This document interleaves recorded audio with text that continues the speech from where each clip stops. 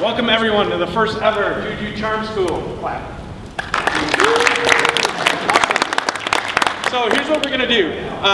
Marco got here on Monday. He'd never heard of like writing a Juju Charm, and he already has one for Minecraft and a bunch of games. So I've asked him to kind of go through his like my first Juju Charm. He's gonna talk about a little bit some of the challenges he made because he was able to work with Mark and Juan on fixing out his charm. So if you've committed to doing a charm this cycle, the Juju team's going to be available around here, walking around tables, available to sit down with you and help you out. I think that getting a usable charm out of this first 2 hours is probably a bridge too far. So what I'm thinking is I want you to take advantage more of the one-on-one interaction with the people who are more experienced in writing charms, so that when you get home or you're on the plane, you'll have everything you need to write it. So don't concentrate on like opening VI and writing charms and all that stuff. Well, unless you're James Westby and you're awesome. Instead, take the opportunity to do high bandwidth discussions with the Juju developer. And I think what we can do here is we can have Marco start off for about the next 5 minutes to kind of tell you what's possible and stuff. And then we can start hacking and breaking out with Juju developers, or if you have a problem that you want to bring forth in front of the team. We're here for 2 hours, so anybody have any other recommendations or anything they'd like to say? Is there a walkthrough before there's a sample charm someplace so that I can go home and do it in strength? Okay, so the question was, is there an example charm? So we have a getting started guide, but we don't really have an example charm, do we? The Charm School page for this session has some descriptions dedicated to all the charms. What's the URL to that? And actually getting started. Oh, can you put that up? It's just charm. juju.ubuntu.com/charm school.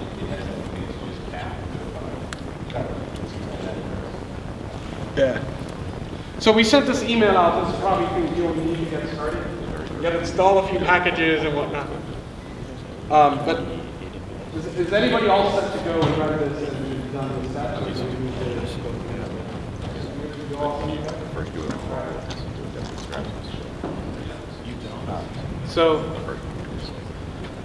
So check out that page while Marco finishes up getting started. And then we're just going to review stuff. Might want to increase the font size there. If you can't see during this part, feel free to get up. I want to keep this like informal and just be more about person-to-person contact. So I don't want to spend too much time. But since Marco just showed up and made a charm right out of the box getting here, I think it might be useful to share that information with everybody. So Marco, if you want to get remember to explain what the game's like. Yeah, sure. So I'm Marco Sheffy. Hi, everyone. This is my first UDS. It's been really exciting. Can you just keep one side until Sure. So I'm kind of a system admin, a pseudo system admin, forced into a system admin position. I help run a lot of gaming servers for the Stack Exchange community. They have this weekly game on event where they try to do different games to get the community, the gaming community excited about gaming in different areas of games they may not have played before. So a lot of times I host their dedicated servers. I do it all on EC2 because I don't have a data center. So I was really interested in Juju Charms when I figured out that I could write charms to deploy my game servers on the fly and add additional game servers without really having to lift a finger and go into the console, download everything, set everything up, and get going with that. So I wrote 2 charms. I wrote one for Minecraft. It's a pretty popular sandbox type game by Mojang Software. And then the second charm I wrote was a Steam charm. It started out as a TF2 charm for Team Fortress 2, and then it kind of grew into this bigger idea that, well, you can deploy any Steam game using this charm. So those are the 2 charms that I've written over the UDS in the last couple of days. So I'm going to show you the Minecraft charm because it was really a good, like, cohesive effort to just get it running and set up. It's not nearly as complicated as Steam charm, which is I'm already burying myself in like, what have I gotten into with this charm? This is so intense. So can you just go over to the next window to the right? To the left. Sorry. Just it's behind this terminal. Behind the terminal. Behind the terminal. Behind the terminal. Okay. Behind this one? So yeah. So okay. It's just the genies I have it open. So essentially, when I first dove into Charms, I was like, oh my God, there's so much documentation. I'm like, I read through the MySQL charm, and then I read through like the WordPress charm. I was like, there's interfaces, and it blew my mind. But I realized that really all you need to do for most of the software that I develop is just install and then start. So once I kind of pieced it out to just, okay, well, you know, took it chunk by chunk instead of trying to dive into everything at once. I first focused on getting it installed properly. So this is the install script, I guess the install hook for Charm, for the Minecraft Charm. I just install OpenJDK database. I get the latest Minecraft jar. I have a net script that I wrote for it that I put into the net script, and then that's pretty much it. And I open a port so that people can access it. Oh, how do I increase the font in this? Control-Shift plus, I think. How's that? Better. So there's a well-defined set of script names, install, start, config changed. Right, so my charms have various, they have a long list of hooks that you can dig into. The ones that I use primarily are install, start, and then config change, where people change configuration options. But as I learned early on, configuration isn't really the most important part. The important part is really getting it installed and getting it started and running properly in the container. So I'm running an EC2, so I have to wait years for EC2 to respond with setup and everything. It's behind, yeah. I need more white space. Why do you have Snake in there? Well, in this instance, you just download the jar, and it won't actually set up the proper directory structure. So what you do is the first time you run the game, it extracts a lot of the stuff from the jar, the configuration files, the various other options and directories that work for the Minecraft, and it actually sets up the initial world. So in order for it to be started properly, in order for it to be really installed, you need to run it once and then stop it. It takes about 60 seconds to run. Yeah. So I notice here you apt-get install OpenJDK, but then you start doing Minecraft scripts on a brand new server install. CP, like where's the op Minecraft? Shouldn't the? Yes. So it looks backwards to me, is what I'm saying. Right. This actually, for my directory structure, I included a bunch of additional files in the charm. There is a folder inside the charm called opt, but you can call whatever you want. I'm going to put it in an opt folder. For me, opt makes sense, but you can put it in like assets or extras or whatever folder, or even not even a folder at all. The charm runs relative to the charm directory. Okay. Install scripts do. So I'm just copying my Minecraft init script out of the opt folder and into etc initd, and then making it executable. And then making the opt Minecraft folder, since Minecraft can run as root, doesn't really need anything else but just a self-contained directory. So I threw it in the opt, but it can go anywhere. I mean, people can change this to suit their needs. The Steam charm, which I may throw up there in a second, does a little bit more detailed stuff. It creates a user, and then it moves certain things around inside the file system. Then, like I was saying before, this little part here, this is just something that Minecraft needs. It needs to run once in order to set everything up. So this script alone just has it so that when this script is done executing, Minecraft is ready to go.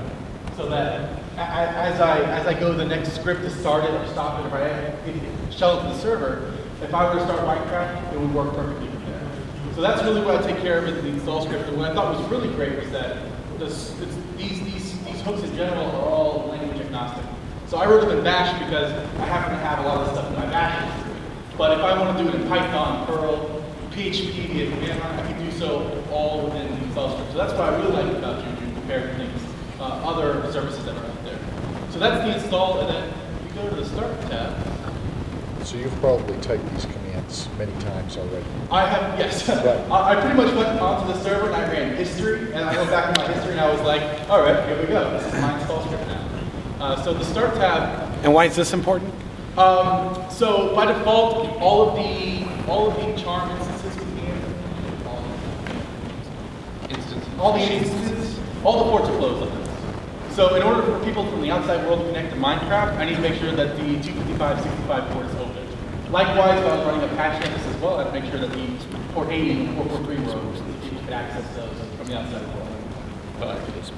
That doesn't open the port. Right, no, it doesn't open the port, but it makes it so that when I'm ready to start the container and I finish up the setup and I go to expose it to the outside world, it knows what ports to open. And I'll show you, I'll have George finish that. This is all I do to start Minecraft. So when everything's done installing, I have an init script in there that does all the starting up stuff. But in case I didn't have an init script, everything that I would want to start Minecraft, you can just go to the Minecraft init script. There's a start function or something. This is a horribly ugly init script that I wrote a while ago. So there it is. There it went. Sorry. It's okay. There you go. Luckily, people in the video can't see. And of course, this is I've already uploaded this to Launchpad 2. You guys would use it for an example. Look into it. But right there, MC Start. Essentially, all it does is it does that ugly thing where you create a screen name in and you start stuff in the screen name in. That way you can attach to it later if you want to see stuff. But it just creates a screen name in with and it runs that Java, that invocation line inside of it. So it starts a Java with the right memory limitations on it, and the jar and everything. So that's all the start script does. And I could have easily put this inside of the start script. I just so happen to already have this init script from when I was actually managing Minecraft servers. So for me, it was pretty simple to say, okay, well, here's my init script. Put that in there as well. But I could have just easily put everything in MC Start inside of that start. Right. So this is your existing thing, and at some point, where as a charm gets, you know, more well developed and stuff, you can easily move this into the start. It was just easier for me to drop the init in place, but right. I could have easily this could easily be expanded into using the charm more properly to have it inside right. the start script, not create a screen name, which is not really that important, just pipe in the background. Right. But Juju doesn't care how sloppy you want to be. Is the point I'm trying to make, right? Right. If you want to reuse what you have, you can. It's really open. It really okay. worked well for me for moving everything that I currently had set up. I just had to shell in and write a couple lines and then run the init script into automating it all inside the charm. Okay. So after I got it all installed and set up, I realized that I wanted to change the configuration options, how many people are allowed in the server, what the server message of the day was, and a couple other settings. So Juju uses this config.yaml file. This is the YAML file. I outlined each of the options that I was important, that I found important, what level to run, whether or not to allow nether access, which is this idea in Minecraft where you can actually go into a separate world. It's a really dark dungeon area. The message of the day, so whenever I run the server, it'll automatically say Juju powered Minecraft server by default instead of saying a Minecraft server. The maximum number of players, nice. 10 by default. How many, if I should spawn animals, I should say 1, but typo on my part. That shouldn't say spawn animals, my bad. Spawn monsters and the difficulty of the server. So when all those said and done, when Juju runs and it runs for the first time, it runs the config changed, and every time I change the configuration option in the command line, it'll execute that config change file as well, which is the next step. Okay. And the config change file, sorry. Minor comment, there are ints and floats instead of having the strings there. There are? Yeah. I ran integer and it said integer is not valid. It's INT, it's not. Oh, okay. My bad. Yeah, that was one of the first things I asked was, can I force values into type? And they were just like, just use string. But I tried running integer and it gave me an error, so it's INT and VOL. Is there booleans? There's float. There's string, int, and float right now. Okay. Booleans. And that's something I look forward to in future releases of Juju, where I'd be able to force types in my configuration file to add a little more sanity with people who aren't me running it and don't know exactly what to put in there. So the config change is executed. I'm a little confused when it executes. I know it executes every time you change configuration option. Run Juju config change. Juju set. Set. Yeah. Okay. It also runs the first time Right after it's installed. right after it's installed and before it started, right? After it started.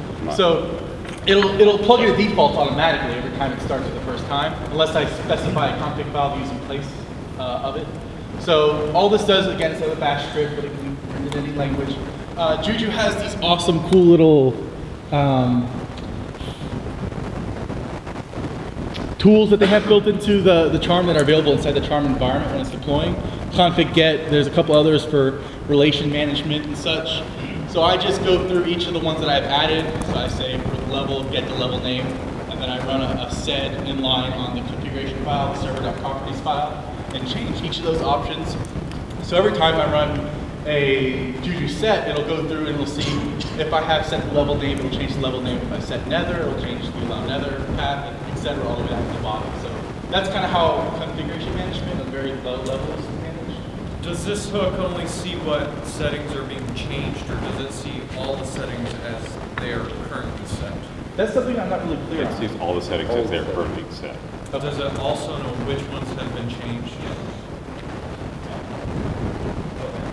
I also don't It think doesn't so. actually, it's not notified on a per value basis. I don't think it does today. I mean, we can add that, but we're actually waiting a little bit to define that, because the fact that you can change several settings and have always applied the same configurations, what forces, the mechanism we have today forces you to make that specific script identical. So every time you change, you go reconfigure the system. But you can always do things like save the settings so that you, if you want to do a delta, you can do it. So you can always work around in any case if you want. Gustavo, when you make successive sets,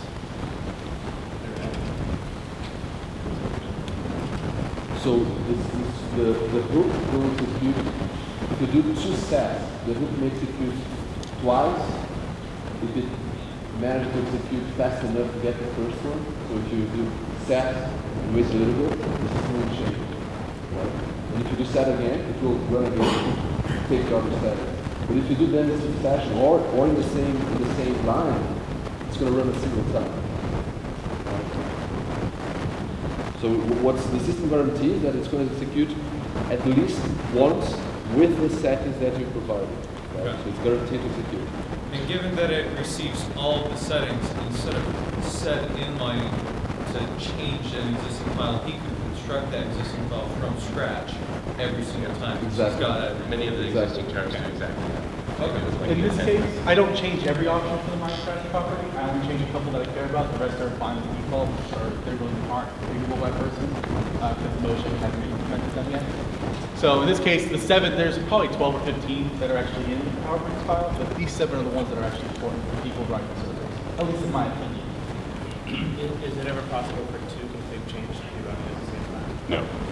So the question is if it is possible to have 2 configuration change to be run at the same time. No hooks ever run at the same time. None of them, right? There are other hooks for relations and so on. The hooks are always serialized. So once I finish, this is essentially the entire contents of my charm. When I started, I ran charms create and over the base template, and I modified these values. And I went ahead and bootstrapped the service, I bootstrapped the environment for Juju deploying, and then I deployed my charm in the terminal. I just had to do it a second ago.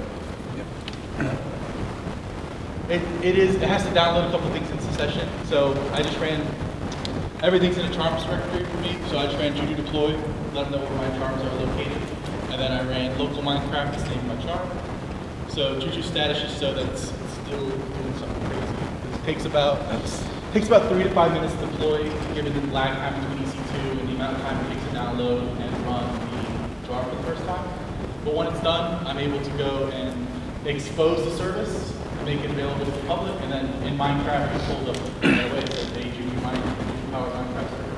And I can go and start changing configuration file on the fly from there. So I noticed, oh, sorry. I was just going to ask, is there any reason you didn't want to use the... I already had easy I haven't set it up by the That's the only reason why. I was going to set it up earlier, but I wasn't sure. It's really good frame rate. What?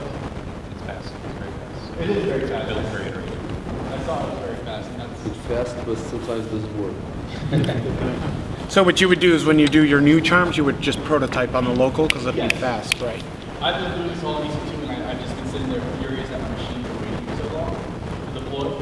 And then when I found out that that's actually a local,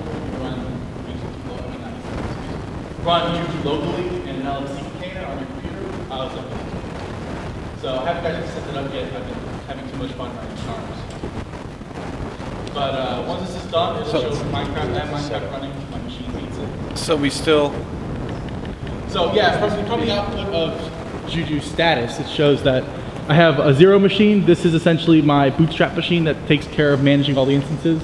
And I have one additional machine that's still starting up. It's running Minecraft from my Minecraft charm.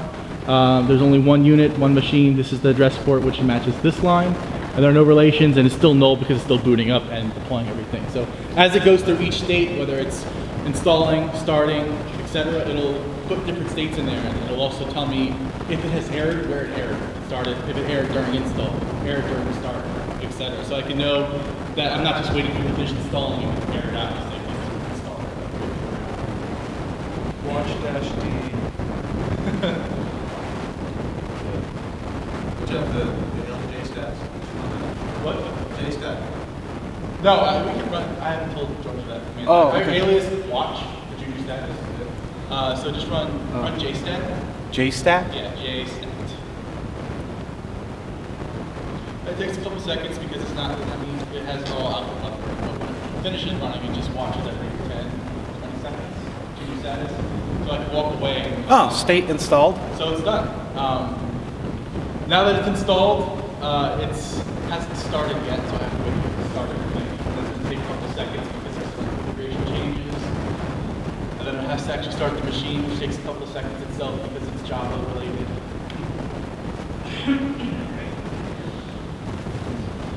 Started. Started. So if you control C on a watch, you can expose the service to the public, and then it will show you Minecraft. If you haven't played Minecraft, So the last one. yeah. So just so everyone knows, why did we make this explicit? Like why not just? So exposing a service to the wide network is an agreement between the administrator managing the system and the guy that wrote the charm. Right? So if the charm says open port and the number, but the administrator didn't choose to expose it, it's not going to have any open ports. If you expose a service, but the service didn't tell which ports should be open, nothing happens either. When the service says, hey, to run outside, I have to open that port number, and the administrator says, expose that service, then you get an open connection to that machine. Okay. So let's expose it.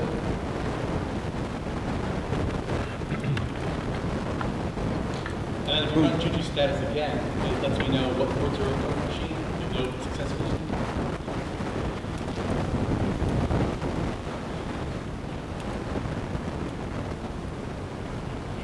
So I see now that 2565 TCP has been opened. So I know that I can now connect to the machine. I know which ports are open on the machine or on that instance. So if you go to multiplayer and add server, and you can't actually type in the server address, you have to type in the IP address. Which is this? Yeah, it's that, but you can't mouse over. Just if you dig that address, it'll be Okay. Minecraft has a limit of how many characters you can put in that server box, and unfortunately, the EC2 DNS is too small for any things. I know, Java. I blame everything on Java. Son of a. Oh. So it's great. Is it? It's way up there at the top. Man. Probably should have used a short. So it's that one right there. 107, 22, 79, 193. This is host command, people. Host. I always make sure I know all of the Yeah. Okay, Yeah. And Minecraft server, Juju Power Minecraft server. So now we can connect to it. Whoa. No, let's double click. Oh, join servers. Hey, is there a public list of all the servers? No, there's actually, they haven't actually created a list of like a combined list of all the servers. You have to know which server to connect to. What about other games, like the Steam ones? Yes, the Steam one, in the Steam browser, you can see the Steam servers. So if we put Steam Team Fortress 2 server, Good job, Minecraft. Kapil, if we put Steam Team Fortress 2 server powered by Juju, we'll be able to know how many people are using the charm, Unless right? they change the name. Unless they change the name, but Which they probably will. Yeah, but- Probably change some plan. oh yeah, bummer. Maybe there's a meta thing we could, because I would love to see how many people are actually deploying this. Yeah. So You drowned. Yeah, well, you just made me drown. Why did you? why did you do that? Why did you kill him? Why did you kill him? So I noticed that the IP address was hard-coded in. What if you wanted to pass it in as a parameter? I'm sorry, the port. I don't even know how to play this. Oh, yes, the port was hard to open, and I can push that out of the configuration. That could be a configuration. Oh, that should be configured, got it, okay, fine. Yeah. And that's the intended use of it? Open port can be run at any time, and including. How do you swim? And so, Press to be W, added to up. the movie, it's just to tell it. Or spacebar jumps. Mechanism. You just press on spacebar. It's also to say. Stop dying. I haven't actually heard the use before. And it will support it until the service is actually ready to serve. Okay, so going up a level, that configuration. What's next, George? Okay, so do we have any questions so far? Do you guys want to look at another charm? Do you guys want to look at like a... Yeah, so you guys want to start? So before we run, I'd just like to point on one detail here, which is interesting about how charms work. Can you please run status?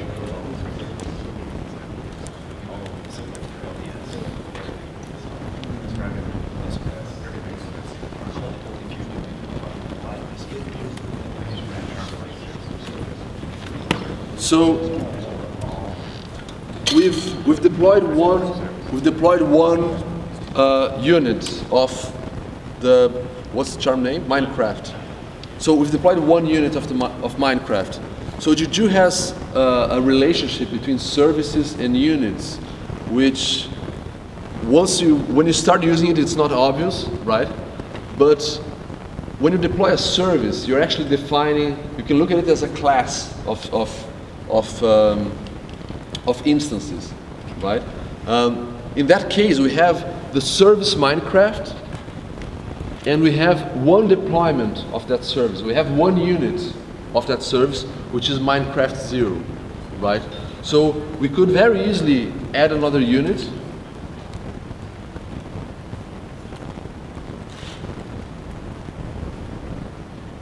And this command will spawn a new machine in EC2 with exactly the same configuration, right? It's going to be exactly the same as the original Minecraft unit that we deployed, with the same details, the same configuration, the same relations. Everything is the same. It would be interesting as well to have a run through relations. Do you guys want to, Mark, Clint, do you want to? Yeah, we talked Because- about we need to bring up maybe one of the other charms. Yeah. Yeah, there's one.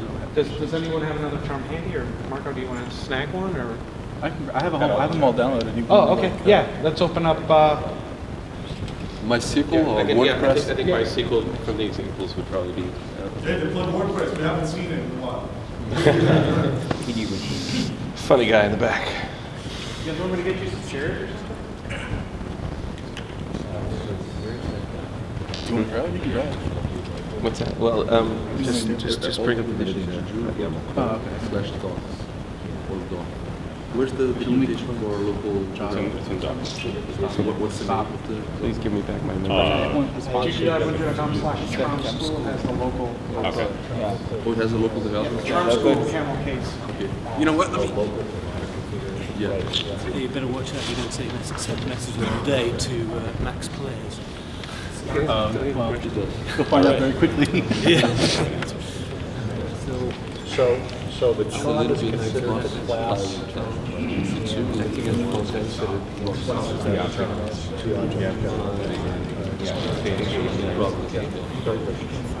in that case, the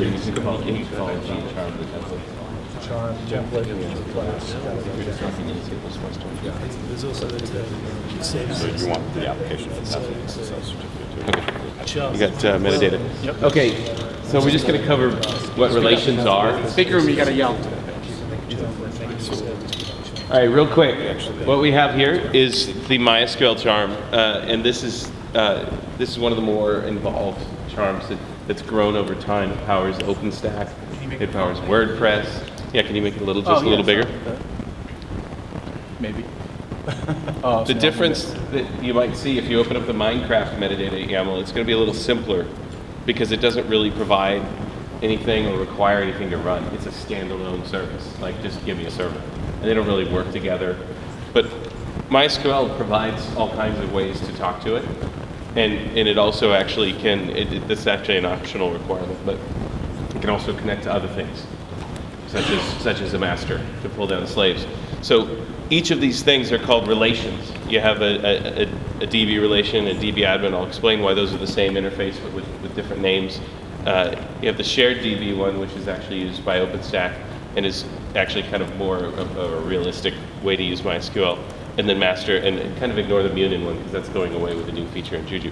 But open up the hooks directory. So for each of one of these, there's going to be a set of hooks for each relation.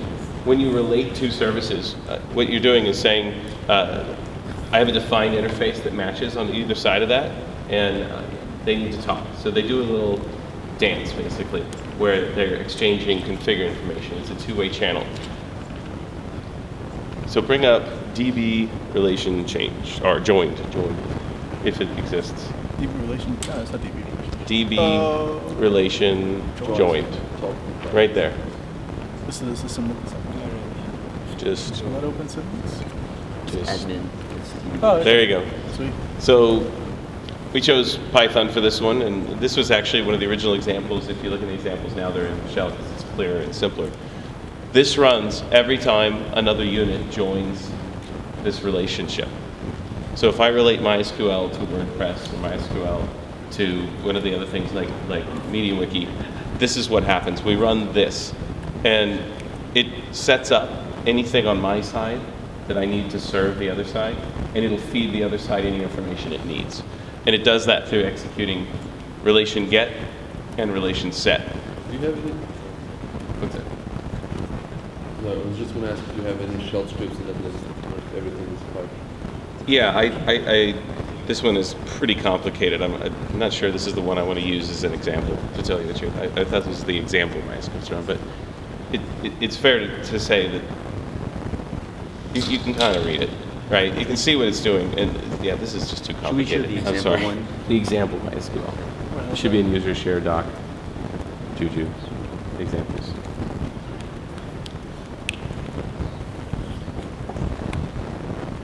So basically, when you establish the relation, you have hooks on both sides, right? So the first time the relation is established, you get the hook, this relation joined with the relation name is called. When the relation, when you do a relation, inside relation join, you can run a couple of commands. You can run relation set and relation get. And those are exactly like configuration commands. So you can say like relation set username, for instance. Yeah, the username you have here. to use to access my server is that one. And the other side can say, oh, okay, give me the username I have to use. And that's a convention. Which settings are made and how the communication takes place is just a convention. And that convention, we name that convention by the interface name.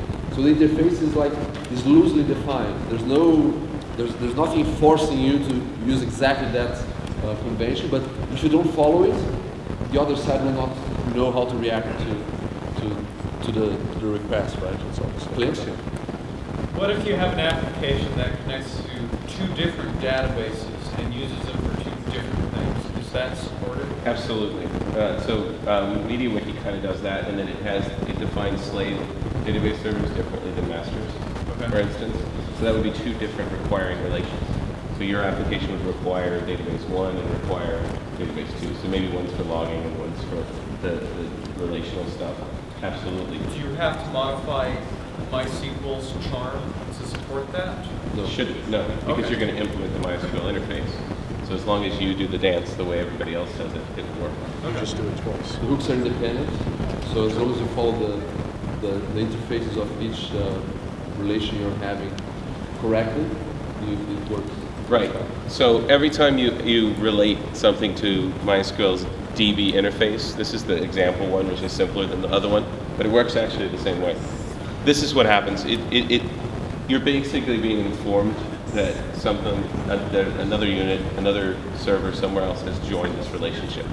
And it's going to go through here, and you see it says host name, unit get, private address. Unit get is a special command that gives you provider agnostic information about your machine.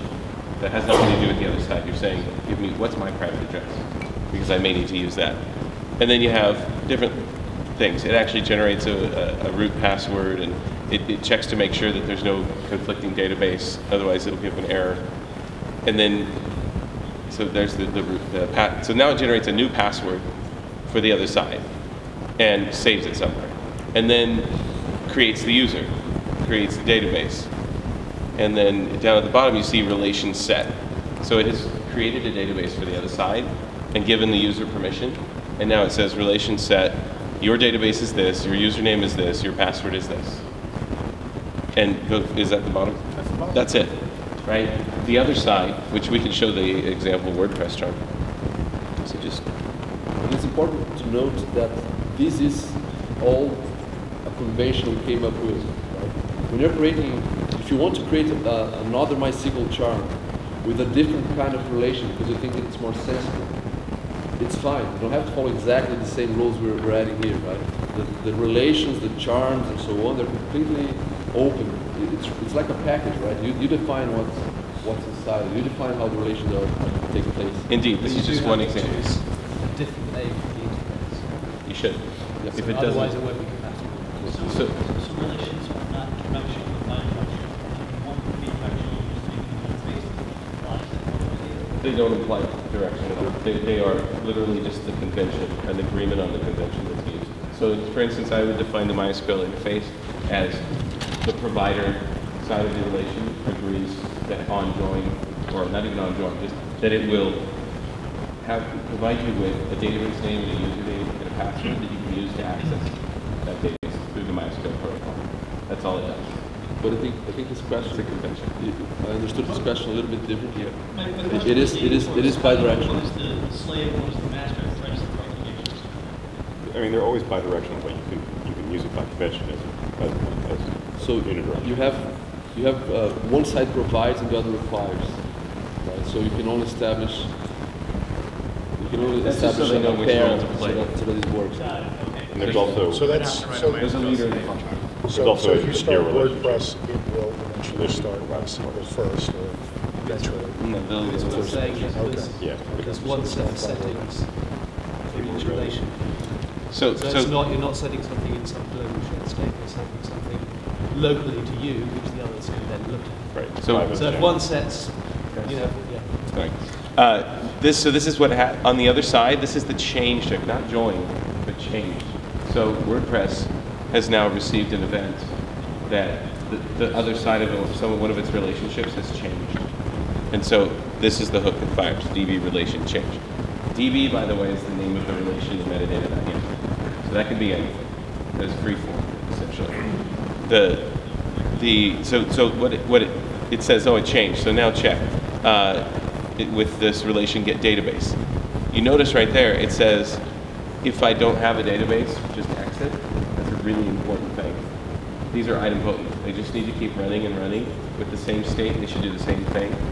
So what it's doing is it's checking to see if maybe it got informed of a change, but it actually the change it wasn't enough to actually satisfy the relationship yet. So it actually just exits gracefully. You could expect that it's going to be fired again and again anytime the other side has changed. So you can say it's not ready yet, just exit. And then at the bottom, it says, oh, my username is, password is, and go further down, and then it configures WordPress to use those things, and does a few other steps to configure WordPress. But yeah, it generates a config completely. That doesn't set, it actually creates it. So in this example, the provider was doing a relation set, and the requirer is doing a relation get. Is that the only way to do that? No, there are multiple charms if you dig through the store a little bit that do several rounds of set and get. And that's where you might be having one of these hooks execute with only partial information? Yeah, indeed. Okay. Yeah, so sometimes it's like on join I want to push something into the other side, and then on change it's going to push something back to me, and then on change again I'm going to push something back to it. So it could be, it's a bidirectional channel. Whenever the other side does a relation set, the local side has changed hook executed, and then it can react in the way it wants. Okay. Yeah. So here, this is it. It then goes and configures WordPress, go all the way down to the bottom, right, using that database information that it had. Whatever this, if you notice, actually, it's doing stuff you might think you would see and install, but there would be no point in fully configuring Apache until you have a database server. So you can put that in the hook. that's just a convention. You could do it in an install book and have it kind of as a half-broken service until you get this stuff. That's your choice. Do it however you want to. And then at the bottom, that's the open port is important. This is happening in the relation, not the installer start, because even though we may have started Apache in our installer start, WordPress is absolutely not ready to serve traffic on port 80 until it has a database. So you do it after you have everything configured. So that's relations, and that's where you're going to get when you want to make use of a remote resource. And that's actually where you get really big scalable systems.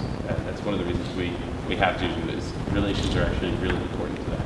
Because MySQL is now encapsulated completely from WordPress. So I can just add unit WordPress over and over. Yeah, the WordPress charm is actually pretty scalable. But you're again only on one database. Right. So when you do an add unit, basically the other units will all relate to the same server, the same MySQL server. Yep.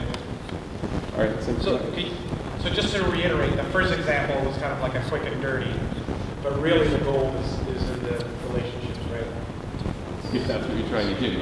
Standalone services are pretty important too. Right. But what I can see maybe that Minecraft has like a stats thing. It needs a MySQL database, and you would want to plug into that. You could add a relation to the Minecraft server, or maybe it has a remote stat service that pulls things out of the port. The standalone services can grow these later. They should evolve over time. Like I can imagine that some of the big infrastructure charms will grow and grow this. They'll also grow config settings as people learn how to tune them up. So you're going to deploy multiple WordPress units, sharing the same SQL database. When the relationship happens, how does it know to use the same? Good question. Because all the units have access, that relationship is at a service-to-service level. All the units of the service have access to those settings, those relation settings. So they'll use the exact same data. So if I deploy a new WordPress unit, it's not going to go and create database. No, it's going to use existing data. Because it's going to do relation gets on the database and go see that it's right there. It's already there, so it just returns. And there's what if you wanted it to? You have the choice. I think I know there was a bigger point that you were asking. The MySQL interface is actually pretty simple because it's a good teaching tool, but we've seen that a lot of the bigger things have actually had to use the shared DB interface, which allows the other side of the relation. So WordPress would say, I want to name the database this. Yeah. So it's not based on the other service, because you'll actually have 4 or 5 services wanting to use the same database, and that's okay.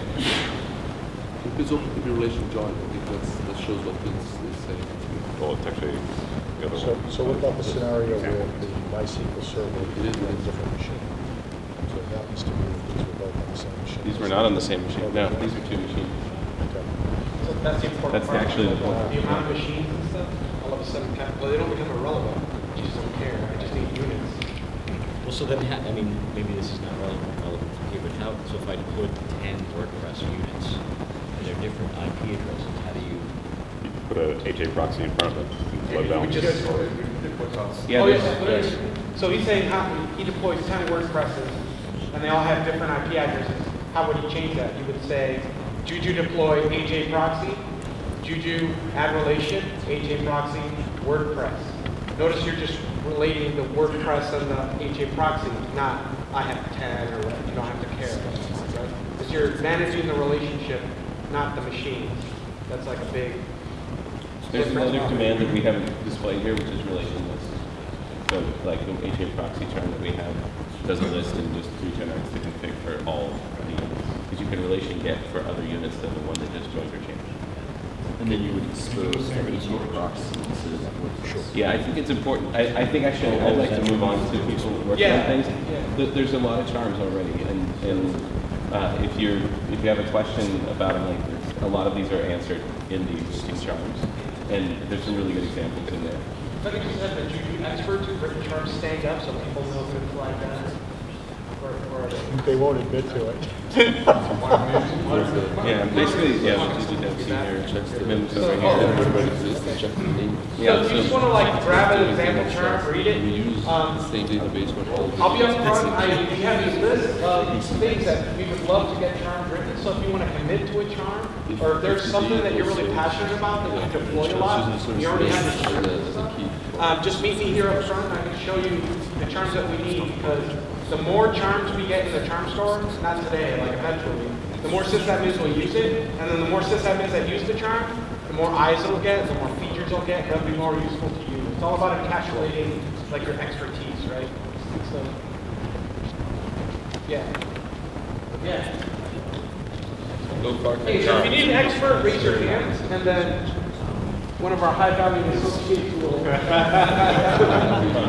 come to you. We need packet of information.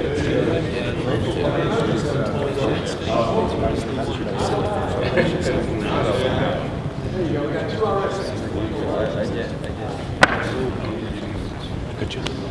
if you've got the charm, there are 11 sets of settings. I don't think that was made clear. I think that's kind of crucial.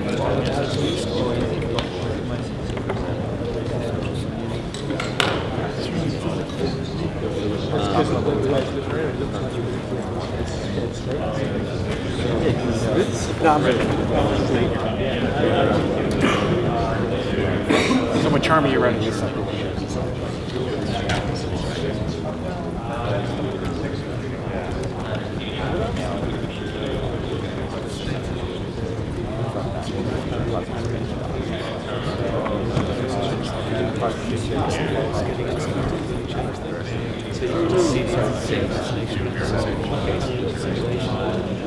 You move your limit.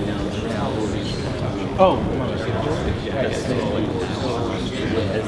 Actually, that's probably like the worst. I know. It's all good though.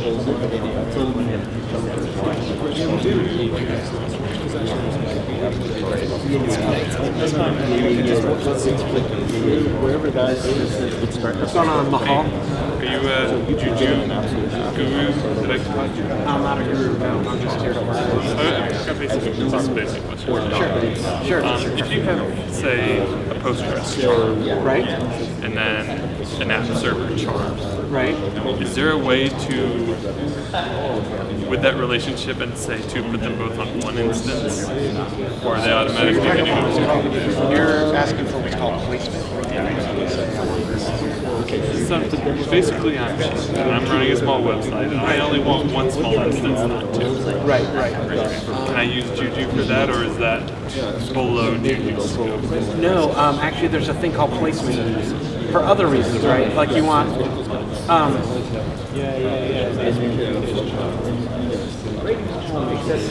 right, you might say, I have, George. yeah.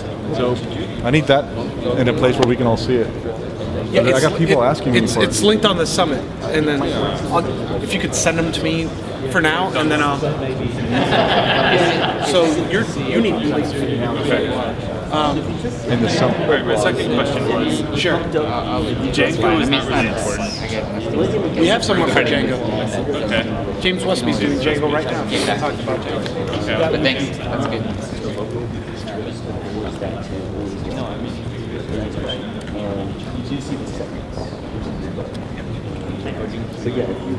Okay.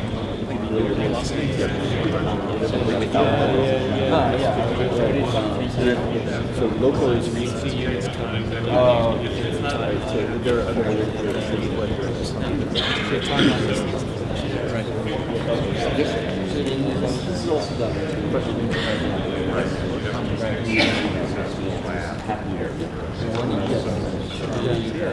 so now we need to make sure that we pick back down. Yeah, and so if I have a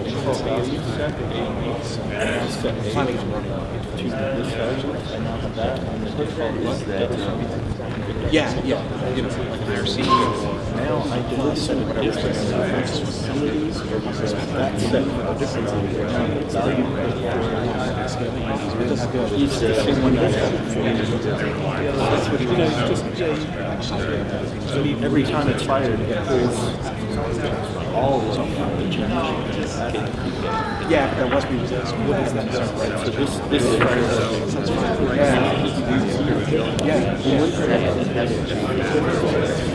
Which one? Each one right now you should get the whole hit. You don't know the Because that was a question before.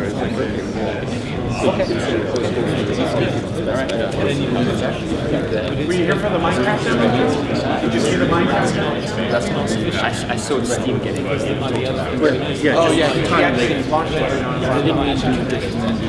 Basically, months later. And then he was going through the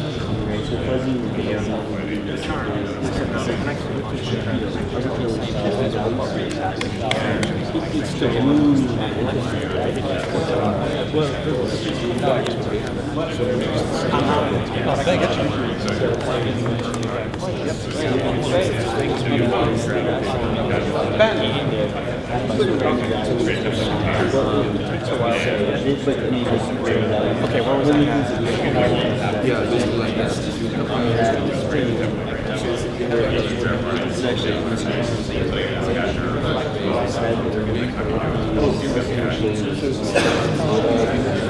Should we do bootstrap? Yeah. And then if you do another next line you do no matter what, that's also for the other thing is they want to verify the user. So usually what happens is there's a also if you usually go bootstrap, if you do a Juju status, it actually puts you there. So what if you did go status with bootstrap? Exactly. Is that your Diet Coke or mine? I don't know. I saw two of them and I was like, I'll take them. Oh, wait, I didn't bring them with me.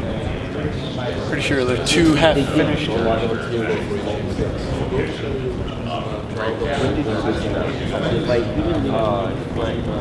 That might be.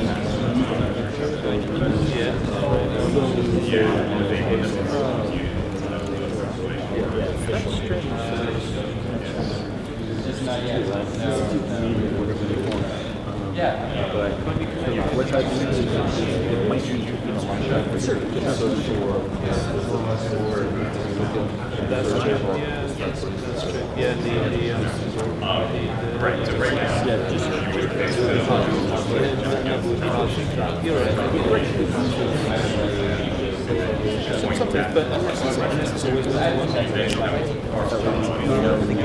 it's up 120 in this case, and it gives it's 1 to 2.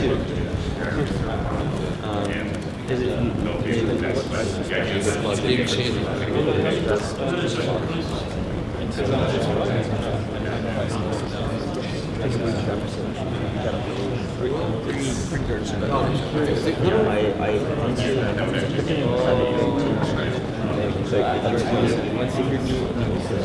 and it has to be a full.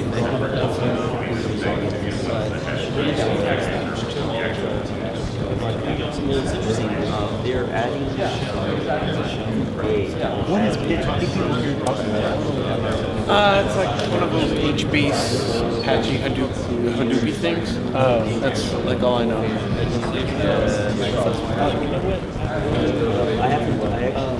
probably at that time. And so it was actually Where's my sharing settings? a lot of the data. Are you not the owner of the spreadsheet? Only owner can change it. I am. Just don't know where. It's under tool?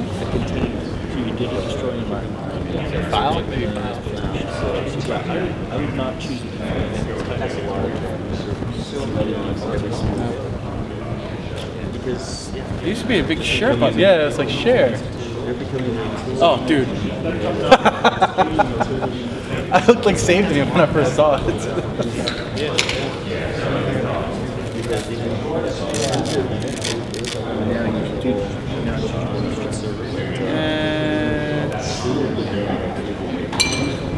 I wish they made it so that you can make people edit as long as they log in. Google Docs. So you get revision tracking. I think I might need to move this to. So it has computers Jim. Come see this. Hold on. You know what? I'll leave it open for this session if people want to sign up. No, I'm just letting you know that we're having there are active instances using security groups for